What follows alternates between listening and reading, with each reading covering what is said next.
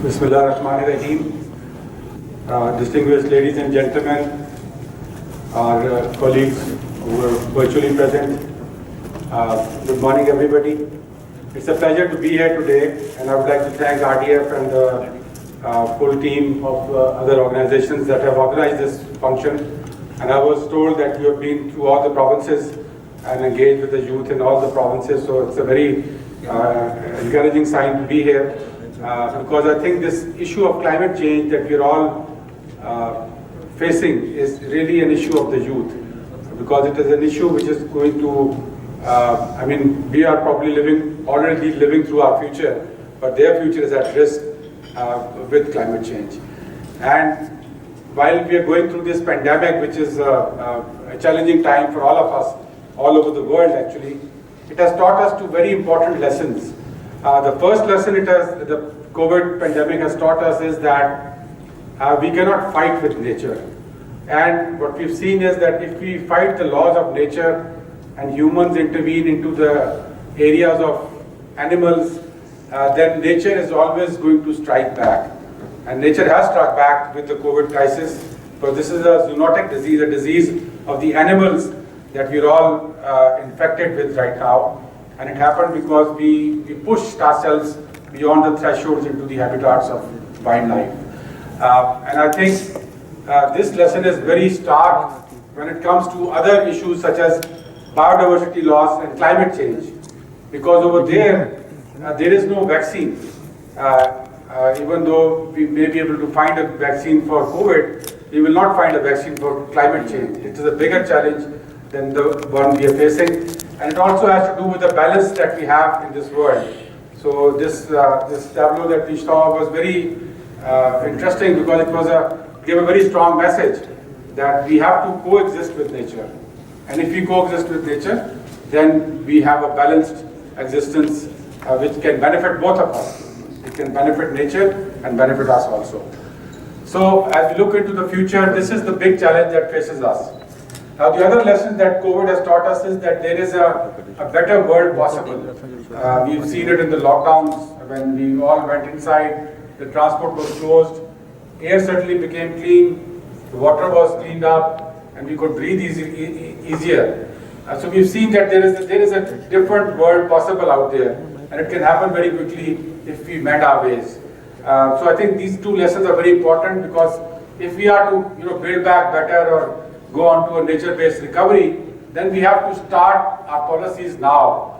And I can assure you that Pakistan has done that. Pakistan during the COVID era has decided that we want to go in a different direction. Our Prime Minister Imran Khan is really concerned about this issue. In fact, he is the person, probably the only politician in the world who's made climate change a part of the political discourse in a country, in a developing country. In Pakistan, there was a World Bank survey that came out, which said that in 2013 the awareness in Pakistan on climate change was, especially amongst the youth, was about 30%. So 3 in 10 people knew about climate change. But in 2018 it had gone up to 80%. And I think one of the reasons for that change was that we had a political leader who was talking about climate change in political rallies, wherever he went. This was on top of his agenda. So I think that message has now gone across. People in Pakistan know, the agriculturists know, the youth know, the people know that climate change is a stark reality for Pakistan. We have to get to terms to face up to this huge challenge that we have coming towards us in Pakistan. The statistics also talk about Pakistan now being the 5th most vulnerable country in the world. And this has happened although we are not a big contributor. Less than 1% of the global emissions are because of Pakistan. But yet we are affected by it. So this is not as I said, this is not a challenge which is going to go away. At least in your lifetimes, in my lifetime, we're going to be facing this challenge. So we have to get ready to face up to it. Now, what is the government doing about it? Government has a two-pronged policy on climate change. The first prong is that we want to use nature to solve nature's problem. So what is called a nature-based solution. So all the initiatives that we have are based on mending our balance with nature. The billion tree tsunami, which our German government is helping us, even in KP province, and I'll tell you a very good incident. We had the previous the ambassador to Germany who came to my office, and he said that I had heard about this project. So one day I went to the website and I randomly picked up 2-3 sites that I wanted to visit. And without telling me or the government, he went to those sites and he saw for himself that what we were saying was not just talk, but it was also happening on the ground. And that is when the German government came and they said, we want to help us out. And they are now partners with us in the billion tree project. But what we have now is a 10 billion tree project, which is going from the KP to Sindh to all the provinces, and all sorts of forests are being protected and new ones are being planted. So we have the national forest in the north, the scrub forest in Punjab, and then the mangroves in the south. And we had some very good news come up very recently that Pakistan's mangrove cover, mangroves are the guardians of our coast, because they help guard against the rising sea levels and against the storms from the ocean. So Pakistan's mangrove cover has gone up by 300% since 1990. It is the only country in the world with an expanding mangrove cover. And now we are going to add another billion mangrove trees to this expanding mangrove cover. So that is a very good news for us. This research that recently came out, it's satellite based, and it has to do with a lot of NGOs working. The Sindh government also contributed to that, this expansion of the mangroves. So I think this is a real asset that we have now, is the 10 billion tree project, and we want the youth to partner with us in that. All the youth should make this their project, and it doesn't take much. As the tableau also said that thoda sa mitti or thoda sa pani, and that is all what that is required to plant a tree, and it is the best, easiest and quickest solution to climate change. So all of you should go out, plant trees. We have the new season, the spring season will be coming up soon in another 2 months and a half. So that project is ongoing. That is one of our nature-based solutions. The other one is called the Protected Area Initiative. Again, Pakistan is a blessed country because we've got 12 ecological zones going from second highest point in the world to sea level. It's a blessed country because everything that nature has to offer to anywhere in the world is also offered to Pakistan. We need to protect our areas that are very unique to Pakistan, and for that we are expanding our protected areas, creating new national parks. They also act as sinks to the climate problem, but we have already expanded from 30 to 45 our national parks just in this COVID era. We announced new national parks for Pakistan. Very recently we announced 2 very big national parks in the GB province, the Himalaya National Park and the Nanga Parbat National Park, and the Prime Minister himself went to GB to announce those.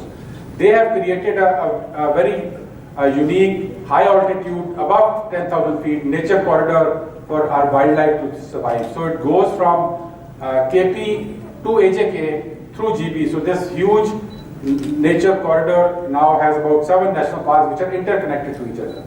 So this again is a very unique thing that we have done. So this is the other nature-based solution we are doing. Both these solutions have also provided our economy with green jobs. Just in the COVID era, we provided 85,000 daily wage jobs to the people who were planting trees, protecting our forests from fires during the COVID era. And the Protected Area Initiative again is providing about 5,000 jobs because we are starting a new national park service which has already been announced in the GB province. So these are our nature-based solutions. And the other aspect is energy side, where we don't want to shift towards a dirty energy future. We have decided to go towards renewable energy, and we've decided that 60% of our energy mix by 2030 would be clean energy. So carbon-free energy is what we are targeting for. We have coal in Pakistan, and we have coal reserves in Pakistan, but we have decided that we will not do any more projects on imported coal. The previous government had a lot of projects on imported coal, and we actually recently shelved about 2,600 megawatts of imported coal projects and shifted them to 3,700 megawatts of clean hydro energy. So this government has got a very clear vision on climate change. We are willing to be a responsible partner to help solve the issue. Our Prime Minister was chosen amongst the top 10 leaders in the recent summit on climate action. He was all the leaders of the world were there, but they chose only 10 leaders to speak in the first session who had clear commitments and a clear targets to present to the world. So he was one of those 10 people. And on the biodiversity summit, he was chosen to co-chair along with Angela Merkel from Germany the leaders session on biodiversity protection. So quite clearly, what we are doing over here is also being recognized at the global level. And as I said, we have a strong commitment to this issue of climate change, but we need the youth to be engaged, to be informed, to be aware. And I think these sessions are extremely important for that purpose. And I would like to thank RTF and all the partners and the German government for supporting us in this issue. And I think this is the future that we cannot escape. So we have to be ready for it. And with our youth being ready with it, I'm sure Pakistan will get ready for it. Thank you very much.